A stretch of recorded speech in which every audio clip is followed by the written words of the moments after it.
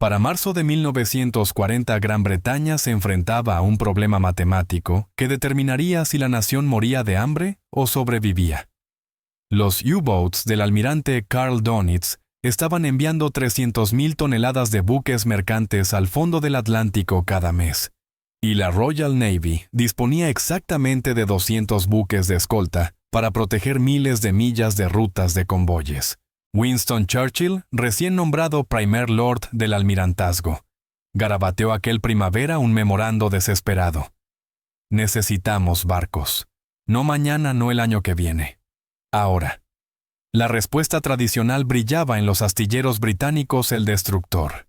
Estos elegantes buques de guerra representaban la cima de la ingeniería naval, erizados de cañones de 4,7 pulgadas, tubos lanzatorpedos y suficiente velocidad para alcanzar a cualquier submarino en superficie. Eran magníficos. También eran completamente inasequibles. Cada destructor costaba $900,000, aproximadamente 45 millones en dinero de hoy, y requería 18 meses de trabajo especializado para completarse. Los astilleros británicos podían producir quizá 30 al año a plena capacidad. Mientras su flota mercante se desangraba en tiempo real, el almirantazgo necesitaba una ecuación completamente distinta. En mayo de 1940, mientras Francia se derrumbaba y la amenaza de los U-boats se intensificaba, el arquitecto naval William Reed presentó una propuesta que los altos mandos inicialmente descartaron como absurda. Su diseño ni siquiera estaba pensado para la guerra. Reed había pasado la década anterior perfeccionando un buque ballenero comercial llamado clase Southern Pride, barcos robustos y sencillos construidos para perseguir ballenas a través de tormentas antárticas. Estos buques utilizaban componentes estándar acero de calidad comercial y técnicas de construcción que cualquier astillero costero ya dominaba. Eran lentos, incómodos y absolutamente nada atractivos, pero costaban $90,000 cada uno y podían construirse en 8 meses. Esa diferencia de coste de 10-1 representaba algo más que contabilidad, significaba que la aritmética fundamental de la batalla del Atlántico podía reescribirse. Por el precio de un solo destructor, Gran Bretaña podía desplegar 10 corbetas. En los 18 meses necesarios para construir 3 destructores, los astilleros podían botar 20 corbetas. La propuesta de Reed transformó la pregunta de ¿cómo construimos el cazasubmarinos perfecto en ¿cómo cubrimos el Atlántico con suficientes cascos para que los submarinos no puedan evitarlos? El comandante George Gray, director de guerra antisubmarina, captó las implicaciones de inmediato. La Royal Navy no necesitaba fortalezas flotantes. Necesitaba presencia. Cada convoy requería escoltas, muchas escoltas colocadas en pantallas superpuestas que negaran a los U-boats posiciones seguras de ataque. Los destructores eran instrumentos quirúrgicos exquisitos, pero el Atlántico exigía una solución de fuerza bruta. El 25 de julio de 1940, mientras la batalla de Inglaterra rugía sobre sus cabezas, el almirantazgo hizo un pedido de 58 corbetas designadas como clase Flower. Llevarían nombres de flores Gladiolus, Bluebell, Campanula, un guiño deliberado a su naturaleza humilde de variedad de jardín. La decisión desató un furioso debate. Los tradicionalistas afirmaban que Gran Bretaña estaba abandonando la excelencia naval en favor de la cantidad. Estos buques apenas alcanzaban 16 nudos, la mitad de la velocidad de un destructor. Llevaban un solo cañón de 4 pulgadas frente a las 4 piezas principales de un destructor. Su armamento antisubmarino consistía en cargas de profundidad lanzadas por la popa, no en sofisticadas armas de lanzamiento hacia adelante. Sin embargo, nada de eso importaba cuando la alternativa era océano vacío y mercantes sin defensa. Para septiembre de 1940, cuando las pérdidas mensuales de tonelaje se acercaban a las 450,000 toneladas, la primera corbeta, el HMS Gladiolus, completó sus pruebas y puso rumbo a los accesos occidentales. No se parecía en nada a un buque de guerra. Aún así, salvaría a Gran Bretaña. Dönitz llevaba perfeccionando su doctrina desde 1936, cuando asumió por primera vez el mando de la reconstruida fuerza de U-boats de Alemania. La guerra submarina tradicional trataba a cada submarino como un cazador solitario, acechar, golpear, desaparecer. Dönitz reconoció que eso desaprovechaba la mayor ventaja del submarino, la invisibilidad. En su lugar desarrolló la táctica del Rudel, tácticas de manada de lobos. Un U-boat líder seguía a un convoy en superficie, informando de su posición, mientras los submarinos hermanos convergían. Cuando 6 u 8 submarinos rodeaban el objetivo, atacaban simultáneamente desde múltiples rumbos, saturando a las escoltas mediante pura coordinación. Las matemáticas eran brutales. Un solo destructor podía perseguir a un U-boat en superficie, quizá enfrentarse a un segundo, pero con 6 U-boats atacando desde 6 direcciones. La escolta se pasaba todo el combate corriendo entre ejes de amenaza mientras los mercantes ardían. La noche del 18 de octubre de 1940, el convoy SC-7 aprendió esta lección con sangre. 43 buques mercantes zarparon de Sydney, Nueva Escocia, protegidos por solo 2 escoltas. 5 U-boats los encontraron al sur de Islandia.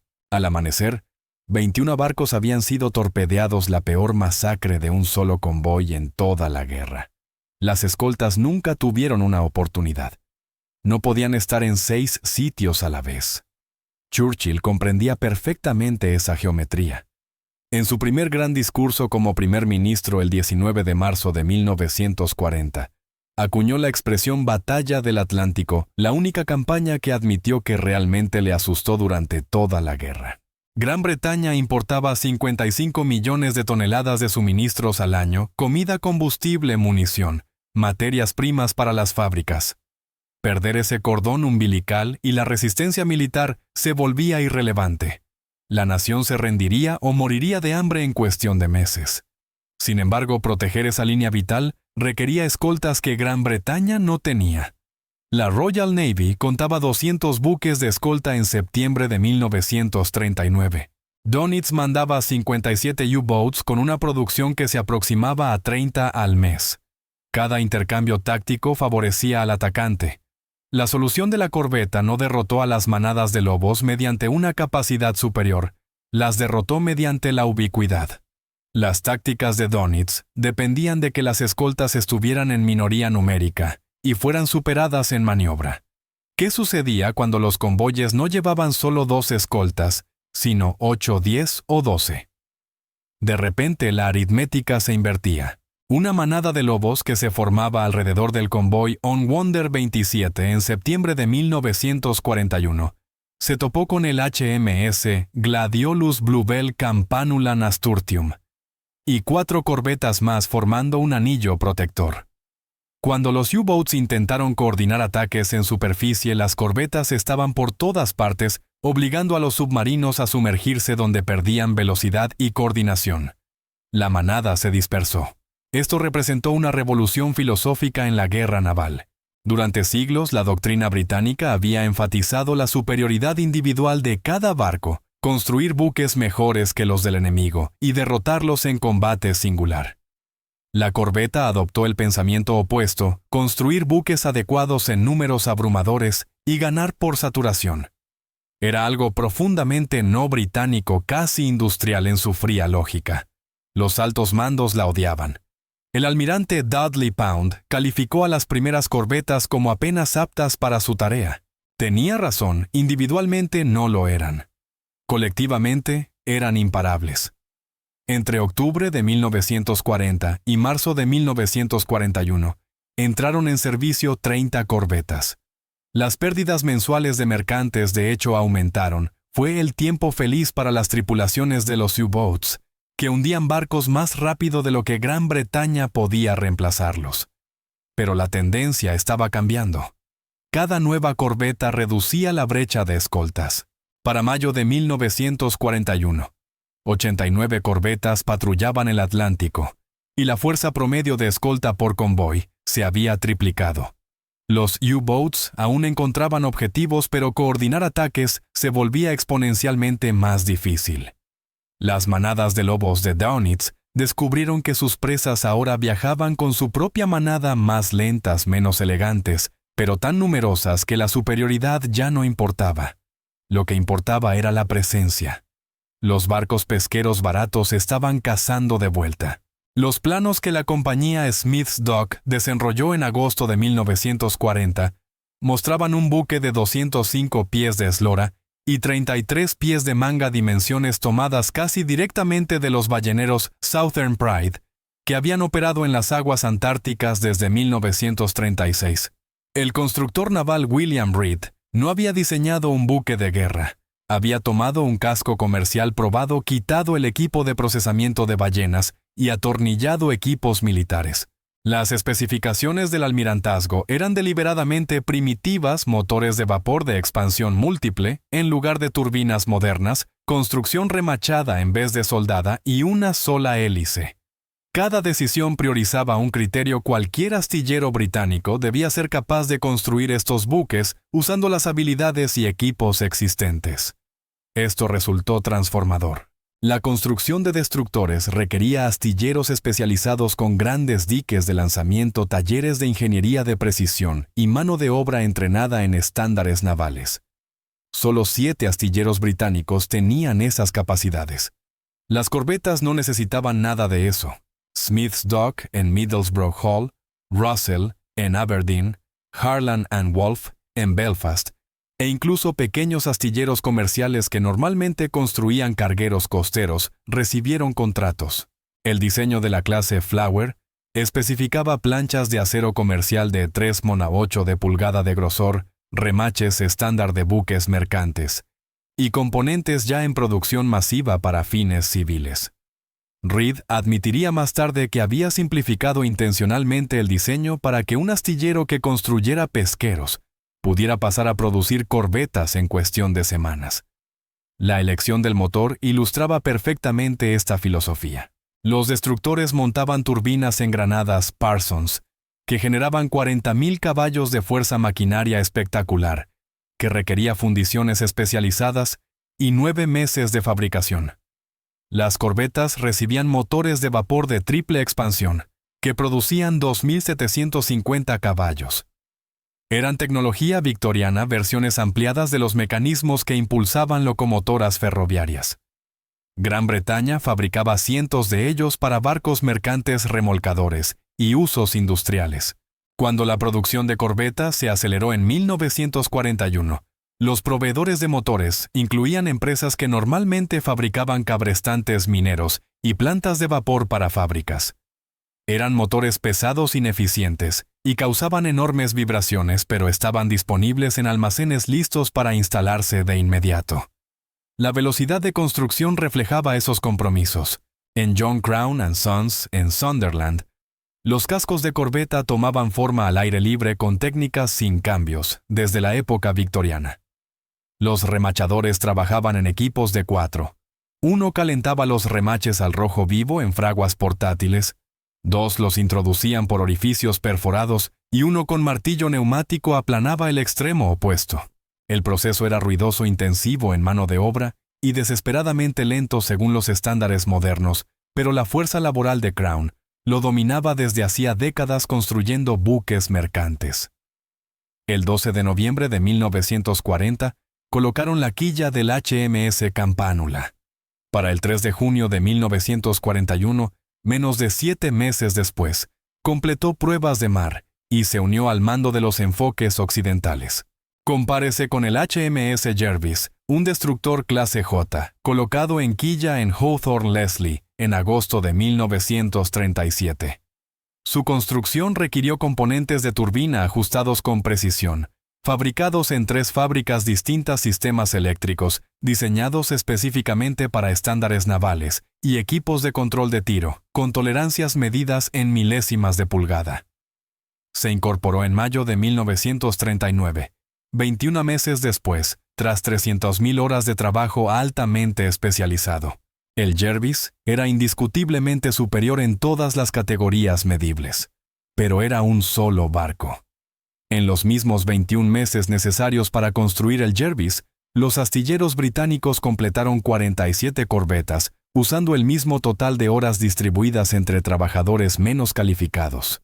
Smith's Dock, por sí sola, acabaría construyendo 42 corbetas clase Flower, botando una cada 17 días en su pico de producción. El astillero empleaba remachadores con toda una vida construyendo barcos comerciales, soldadores prestados de desguaces y ajustadores formados en talleres de locomotoras. Ninguno tenía certificación naval. Ninguno la necesitaba. El almirantazgo había sacrificado conscientemente la perfección por el volumen, apostando la supervivencia de Gran Bretaña a que la cantidad pudiera sustituir a la calidad. Para diciembre de 1941, 151 corbetas estaban en servicio. La brecha de escoltas del Atlántico se estaba cerrando no por avances tecnológicos, sino por pura fuerza industrial aplicada a un diseño deliberadamente simple. El destructor HMS Electra, comisionado en febrero de 1939, representaba todo lo que la Royal Navy comprendía sobre la guerra moderna. Sus turbinas de vapor la impulsaban a 36 nudos, suficiente para alcanzar cualquier U-boat en superficie y poner a salvo a su tripulación frente a ataques aéreos. 8 cañones de 4 o 7 pulgadas proporcionaban un poder de fuego abrumador contra amenazas de superficie. Los tubos lanzatorpedos quíntuples le permitían enfrentarse si era necesario a buques capitales enemigos. Su sonar ASDIC podía detectar submarinos sumergidos a 1500 yardas, mientras que sus morteros Hedgehog, que lanzaban las cargas hacia adelante, le permitían atacar sin perder el contacto sonar. El Electra costó $922,000 y requirió 18 meses de trabajo de los artesanos más experimentados de Hawthorne Leslie. Era magnífico, genuinamente capaz de dominar cualquier situación táctica que encontrara. El 27 de febrero de 1942, destructores japoneses hundieron al Electra durante la batalla del Mar de Java. Gran Bretaña perdió $922,000 y 18 meses de capacidad de construcción irreemplazable en aproximadamente 7 minutos de combate. No era algo inusual. El HMS Glowworm, HMS Hardy y HMS Hostile destructores, con un valor combinado de casi 3 millones, habían desaparecido ya en junio de 1940. La Royal Navy comenzó la guerra con 184 destructores. Para diciembre de 1940, 35 habían sido hundidos o dañados sin posibilidad de reparación. Cada pérdida representaba no solo capacidad de combate, sino enormes costos hundidos en tiempo y dinero, que no podían recuperarse. Las corbetas invirtieron brutalmente esa ecuación. El HMS Gladiolus costó $90,000, una décima parte del precio de un destructor. Cuando el U-568 lo torpedeó, el 16 de octubre de 1941, Gran Bretaña perdió un barco sí, pero no un activo irreemplazable. 7 semanas después, el astillero Smith's Dock votó al HMS Heliotrop como sustituto. Todo el ciclo pérdida-reemplazo y puesta en servicio tomó menos tiempo que construir un solo destructor. Esta resiliencia económica fue crucial en una guerra de desgaste. La batalla del Atlántico acabaría destruyendo 47 corbetas entre 1940 y 1945. Reemplazarlas costó $4,2 millones en total. Reemplazar 47 destructores habría consumido 43 millones y monopolizado los astilleros británicos durante 3 años enteros. El factor tiempo era aún más determinante que el coste. En septiembre de 1940, cuando las pérdidas mensuales de mercantes superaban las 450,000 toneladas, Gran Bretaña necesitaba escoltas desplegadas de inmediato, no barcos perfectos entregados eventualmente. El astillero de Camel Laird inició la construcción del destructor HMS Opportune en julio de 1940. No se incorporó hasta agosto de 1942, 25 meses después. Durante esos mismos 25 meses, los astilleros británicos completaron 127 corbetas. Cada uno de esos cascos podía escoltar convoyes, cazar submarinos y negar a Dönitz el océano vacío que sus manadas de lobos necesitaban. El Opportune era sin duda superior a cualquier corbeta, pero no estaba disponible cuando Gran Bretaña más lo necesitaba. Los planificadores estratégicos se enfrentaban constantemente a este dilema. Los recursos dedicados a un destructor podían producir 10 corbetas, pero 10 buques adecuados aportaban más valor operativo que uno excelente. El Atlántico respondió de forma definitiva sí. La defensa de convoyes no consistía en ganar combates individuales, sino en negar oportunidades de ataque a los U-Boats. Un destructor podía lanzarse a 36 nudos hacia un sector amenazado, combatir con brillantez y derrotar al enemigo, mientras 3 sectores quedaban sin protección. 10 corbetas, incluso avanzando a sus lentos 16 nudos, podían formar zonas de patrulla superpuestas que impedían a los U-Boats alcanzar posiciones de ataque. El almirante Percy Noble, comandante en jefe de los enfoques occidentales, lo cuantificó en diciembre de 1941. Su mando necesitaba un mínimo de 300 buques escolta para proteger adecuadamente las rutas atlánticas. Con los ritmos de producción de destructores, alcanzar esa fuerza habría requerido 8 años. Con los de corbetas 18 meses, y Gran Bretaña casi lo había logrado ya. El destructor rápido y poderoso seguía siendo tácticamente superior en todos los aspectos medibles. Estratégicamente era irrelevante. Las guerras no se ganan con armas perfectas que llegan demasiado tarde, sino con armas adecuadas disponibles cuando se necesitan. La corbeta era profundamente adecuada, estaba disponible de inmediato, y por tanto se volvió indispensable. A bordo del HMS Gladiolus, en noviembre de 1940, el marinero Ronald Rundle aprendió por qué las tripulaciones veteranas llamaban a las corbetas los barcos a medio camino del infierno. El buque escoró 40 grados a babor. Se detuvo un instante en el extremo del movimiento, y luego se lanzó 40 grados a estribor, completando el ciclo cada 8 segundos. No era un temporal espectacular. Era un martes cualquiera con vientos de fuerza 6 condiciones que el Atlántico Norte producía 3 días a la semana. Rundle, junto con 2/3 de la tripulación del Gladiolus, pasó aquella guardia vomitando en cualquier recipiente disponible. El tercio restante simplemente había dejado de comer. El balanceo provenía directamente de los compromisos del diseño de la corbeta. Los arquitectos navales priorizaron la estabilidad, colocando la maquinaria pesada en la parte baja del casco y manteniendo proporciones de eslora a manga adecuadas. Las corbetas adaptadas de balleneros diseñados para operar en las aguas abiertas del Antártico tenían una proporción 6:1 corta y ancha. Esto las hacía increíblemente marineras, casi imposibles de hundir por mal tiempo, pero también las hacía rodar violentamente en cualquier mar que no fuera completamente en calma. Los destructores, con su proporción 10:1, cortaban las olas. Las corbetas pasaban por encima de ellas girando sobre todos los ejes a la vez. Los tripulantes contaban que comer sopa caliente requería sincronizarse con el movimiento del barco. Tomar la cuchara en el punto máximo del balanceo, tragar en la recuperación y luego prepararse para el siguiente ciclo. Los espacios habitables empeoraban el movimiento. Toda la tripulación del Gladiolus, 85 hombres, compartía alojamientos diseñados para 47. El comedor de proa, situado en la parte donde el movimiento era más violento, albergaba 40 hombres en un compartimiento de 9 por 6 metros. Las hamacas colgaban tan juntas que no se podía pasar sin empujar cuerpos dormidos. Cuando las olas del Atlántico superaban los 4 o 5 metros, el agua del mar entraba por las ventilaciones y las puertas estancas, dejando el compartimiento perpetuamente húmedo. La ropa nunca se secaba. El moho crecía en botas, mantas y mamparos. El teniente comandante Henry Chesterman, al mando del HMS Campánula, informó en marzo de 1941 que el 60% de su tripulación sufría forúnculos por agua salada, infecciones causadas por el roce constante de uniformes de lana mojados contra la piel. El frío era igualmente implacable. Las corbetas carecían de sistemas de calefacción adecuados, otra medida de ahorro.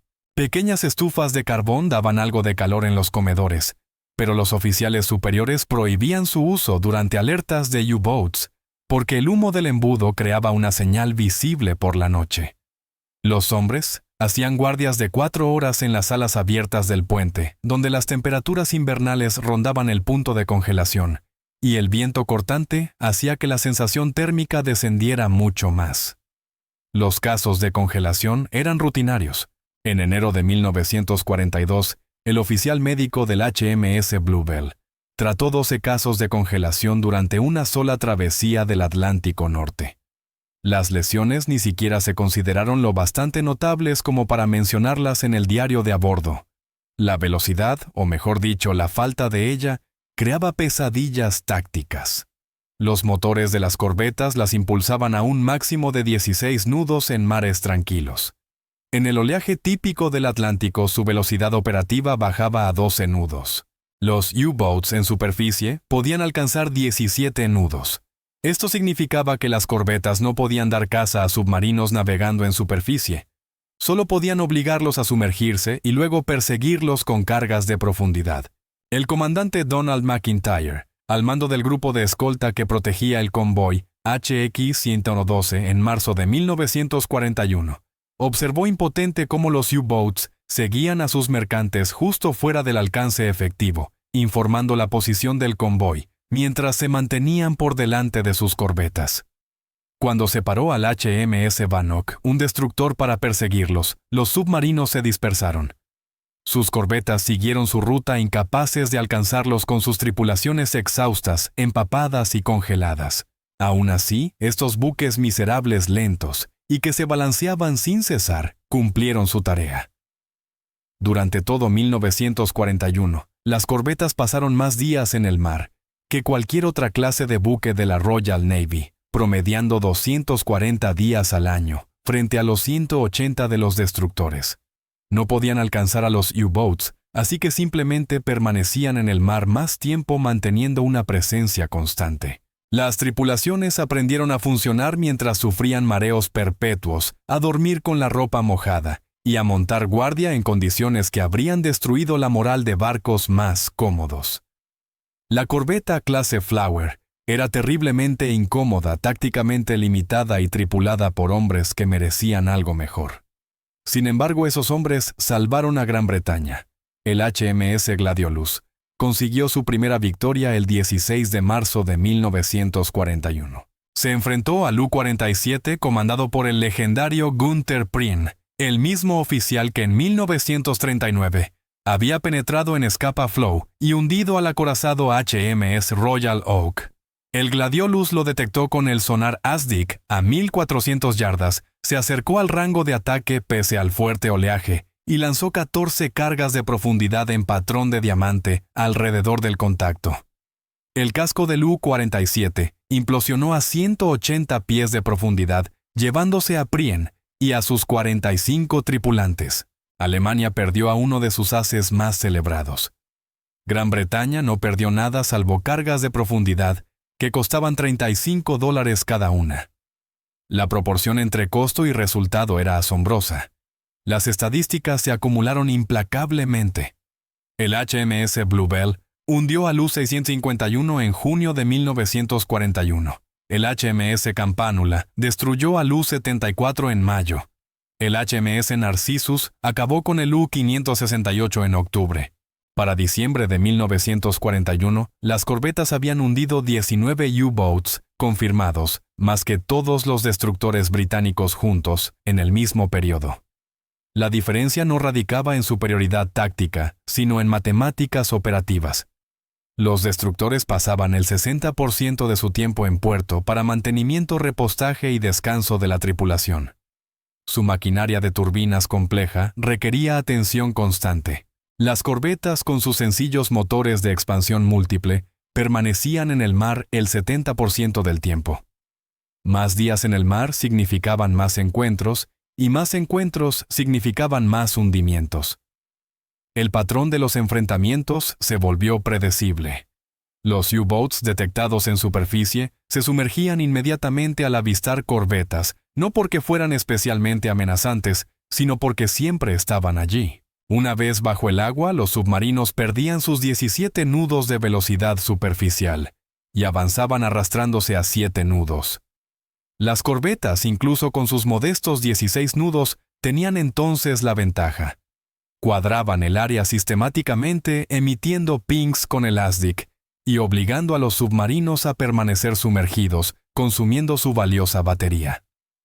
Finalmente, el U-boat emergía dentro del alcance de los cañones o permanecía abajo hasta que las cargas de profundidad lo alcanzaban. El comandante Peter Gretton, al mando del grupo de escolta B-7, con 6 corbetas, lo describió como tácticas de Terrier. No podíamos correr más rápido que ellos, así que aguantábamos más tiempo. El propio HMS Gladiolus cayó el 16 de octubre de 1941 torpedeado por el U-568 al sur de Islandia. Se hundió en 4 minutos llevándose consigo a 80 de sus 85 tripulantes. Esto ilustraba la vulnerabilidad de las corbetas. Su delgado revestimiento de acero comercial no podía resistir impactos de torpedos. Entre 1940 y 1945 se perdieron 47 corbetas clase Flower 22 por submarinos, 11 por aviones, 7 por minas, 4 en combate de superficie y 3 por colisiones. Cada pérdida costaba en promedio 65 vidas. El costo humano fue espantoso. Sin embargo, Gran Bretaña siguió construyendo reemplazos más rápido de lo que los U-boats podían hundirlos. Para mediados de 1942, el número de corbetas superaba las 200 pese a las pérdidas. El balance final fue publicado por el Almirantazgo en 1946. Las corbetas clase Flower participaron en acciones que destruyeron 294 U-boats entre 1940 y 1945, 47 hundimientos en solitario y 247 compartidos con otros buques. Ninguna otra clase de barco aliado se acercó a esas cifras. Los destructores hundieron 174 U-boats en total, las fragatas 187, y los aviones reclamaron la mayor cantidad con 386, pero las corbetas ocuparon el segundo lugar pese a ser técnicamente los buques menos capaces. El comandante Donald McIntyre, que hundió 5 U-boats mientras comandaba grupos de corbetas, escribió más tarde que su éxito se debía a estar siempre donde los U-boats no nos esperaban porque éramos lo bastante baratos para desplegarnos en todas partes al mismo tiempo. La relación de intercambio fue decisiva estratégicamente. Gran Bretaña perdió 47 corbetas valoradas en conjunto en $2 millones. Esos barcos ayudaron a destruir 294 U-boats con un valor aproximado de 73 millones. Cada U-boat tipo Sebne costaba unos $250,000 en construirse, y Alemania perdió además 15,000 submarinistas entrenados, especialistas y reemplazables, que requerían 9 meses de formación. La fuerza de Dönitz nunca se recuperó del desgaste. La lenta, incómoda y humilde corbeta había destruido el arma submarina alemana no por superioridad tecnológica, sino por ser lo suficientemente numerosa y persistente, como para que los refinados submarinos germanos no pudieran evitarlas. La cantidad había logrado lo que la calidad jamás pudo. El diseño del U-boat alemán representaba la excelencia de la ingeniería llevada a su extremo lógico. El tipo CDNC, el caballo de batalla de la flota de Dönitz, incorporaba innovaciones que los arquitectos navales británicos envidiaban. Propulsión diésel eléctrica que proporcionaba una velocidad en superficie de 17 nudos y una autonomía sumergida de 7 horas, cascos presurizados probados a profundidades de 280 metros, torpedos acústicos que se guiaban por el ruido de las hélices y máquinas de cifrado Enigma, que coordinaban operaciones de manadas de lobos a lo largo de miles de millas. Cada submarino requería 16 meses para construirse e incorporaba componentes fabricados en 27 fábricas diferentes en toda Alemania. Eran maravillas tecnológicas. También se producían a un ritmo de 25 por mes, incluso en el punto máximo de producción en 1942. Gran Bretaña respondió con lo que hoy los analistas de defensa llamarían proliferación de plataformas, abrumar a oponentes sofisticados mediante numerosos sistemas simples. Entre julio de 1940 y mayo de 1945, los astilleros británicos y canadienses completaron 267 corbetas clase Flower y 151 variantes mejoradas clase Castle. En total, 418 plataformas caza submarinos desplegadas contra los 1,153 U-boats alemanes comisionados durante toda la guerra. La proporción parece desfavorable hasta que se considera la disponibilidad. Los U-boats alemanes pasaban el 60% de su vida operativa en puerto, regresando de patrullas, reacondicionándose, reparando daños de combate o entrenando nuevas tripulaciones. En cualquier momento dado, solo el 40% de los submarinos comisionados estaba realmente en el mar. Las corbetas mantenían un 70% de disponibilidad. La proporción operativa real era de unas 290 corbetas en el mar frente a 460 U-boats, y las corbetas operaban en grupos de apoyo mutuo, mientras que los submarinos alemanes, a medida que mejoraban las contramedidas aliadas, cazaban cada vez más en solitario. La guerra de producción inclinó aún más la balanza. Cuando el HMS Campanula fue hundido en junio de 1942, el astillero Smith's Dock colocó su reemplazo 3 semanas después. El nuevo Campanula fue comisionado en noviembre, solo 5 meses desde la pérdida hasta su sustitución.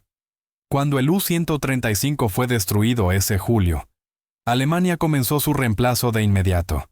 Ese reemplazo, el U-1065, no se comisionó hasta septiembre de 1944, más de 2 años después. La producción británica de corbetas se asemejaba a una línea de montaje de automóviles, componentes estandarizados, piezas intercambiables múltiples, líneas de producción simultáneas. La producción de U-boats alemana seguía siendo esencialmente artesanal, piezas hechas a medida, mano de obra especializada y pasos de construcción secuenciales, que no podían paralelizarse. Esta filosofía industrial se extendía también a las reparaciones. La maquinaria de las corbetas era deliberadamente simple, con componentes clasificados para servicio mercante, no de precisión militar. Cuando el motor del HMS Bluebell rompió una biela en febrero de 1942, los obreros en Londonderry lo reemplazaron con una pieza de repuesto tomada de un barco mercante inactivo. La reparación tomó 4 días. Los destructores con turbinas dañadas necesitaban volver a astilleros especializados y requerían un mínimo de 6 semanas de reparación. La simplicidad se traducía directamente en disponibilidad operativa. El almirantazgo calculó en 1943 que las corbetas promediaban 22 días entre visitas a puerto frente a 14 en los destructores, a pesar de operar en condiciones más duras. Los alemanes nunca adoptaron este enfoque cuantitativo. Dönitz solicitó repetidamente submarinos costeros más simples y rápidos de construir buques análogos a las corbetas en filosofía. El gran almirante Raeder se negó insistiendo en mantener los estándares de calidad de los U-boats. El tipo 21, introducido en 1944, representaba perfectamente esa mentalidad, un diseño revolucionario con velocidades sumergidas superiores a las de los buques en superficie y capacidad de permanecer indefinidamente bajo el agua, gracias a la tecnología de snorkel. Cada tipo 21 requería 24 meses para construirse. Alemania comisionó 118 antes del final de la guerra. Ninguno estuvo operativo a tiempo para influir en las operaciones del Atlántico. Eran submarinos magníficos que llegaron demasiado tarde para importar. La doctrina británica adoptó el pensamiento opuesto, desplegar soluciones adecuadas de inmediato y mejorarlas gradualmente. Las primeras corbetas clase Flower eran deplorables, pero la versión modificada de 1942 añadió mejor calefacción, alojamientos mejorados y artillería antiaérea más potente. Los buques clase Castle, introducidos en 1943, incorporaron cascos más hidrodinámicos que reducían el balanceo, motores más potentes que alcanzaban 20 nudos y morteros Squid de lanzamiento hacia adelante. Cada iteración se basaba en la experiencia operativa, manteniendo la simplicidad de producción. Para 1944 las corbetas eran auténticos cazasubmarinos eficaces y Gran Bretaña poseía casi 300 de ellas. La ingeniería alemana nunca falló. La estrategia alemana sí. Calidad sin cantidad no es más que un fracaso costoso. La factura final del programa de corbetas británico llegó al Tesoro en agosto de 1946, 267 corbetas, clase Flower, a $90,000 cada una, más 151 buques clase Castle, con un promedio de $140,000 totalizando 45,2 millones, unos 2.200 millones en poder adquisitivo actual. Esto representó apenas el 2,8% del gasto naval total de guerra del Reino Unido. Por esa suma modesta, la Royal Navy adquirió los buques que mantuvieron abierta la línea vital del Atlántico, el tiempo suficiente para que el poderío industrial estadounidense inclinara decisivamente la balanza. Consideremos la alternativa si Gran Bretaña hubiera seguido una estrategia de escolta basada en destructores, construyendo suficientes para cubrir el Atlántico. Cada convoy habría requerido al menos 8 escoltas para una protección adecuada. Entre 1940 y 1945, el Reino Unido gestionó unos 300 convoyes anuales a través del Atlántico. Mantener grupos de escolta de 8 buques para 300 convoyes simultáneos, considerando ciclos de mantenimiento y pérdidas en combate, habría requerido aproximadamente 3.000 destructores durante el periodo de guerra. A $900,000 por destructor, ese programa teórico habría costado 2.700 millones, 60 veces más que el gasto real en corbetas. La diferencia 2. 650 millones financió otras operaciones enteras. ¿A dónde fue ese dinero? La Operación Overlord, la invasión del día D, costó a Gran Bretaña aproximadamente 850 millones en gastos militares directos, lanchas de desembarco, blindaje especializado, reservas de munición e infraestructura logística. La campaña del Mediterráneo, desde la Operación Torch hasta las operaciones en Italia, consumió otros 640 millones. Las operaciones de bombardeo estratégico, incluida la producción de bombarderos Lancaster y la construcción de aeródromos, requirieron 520 millones. Estas 3 campañas, los esfuerzos estratégicos que realmente derrotaron a Alemania, costaron en conjunto unos 2.100 millones de dólares. Los ahorros del programa de corbetas casi cubrieron las 3 campañas simultáneamente. Al elegir buques adecuados en lugar de perfectos, Gran Bretaña conservó suficiente capacidad industrial para luchar en múltiples frentes, sin arruinarse protegiendo un solo corredor marítimo. La victoria estratégica se manifestó en cifras contundentes. Las pérdidas mensuales de tonelaje mercante alcanzaron su punto máximo en noviembre de 1942, con 768,000 toneladas, el momento crítico en que Dönitz casi cortó la línea vital del Atlántico. Para mayo de 1943, las pérdidas se habían desplomado a 264,000 toneladas, mientras que los hundimientos de U-boats se dispararon a 41 en ese solo mes.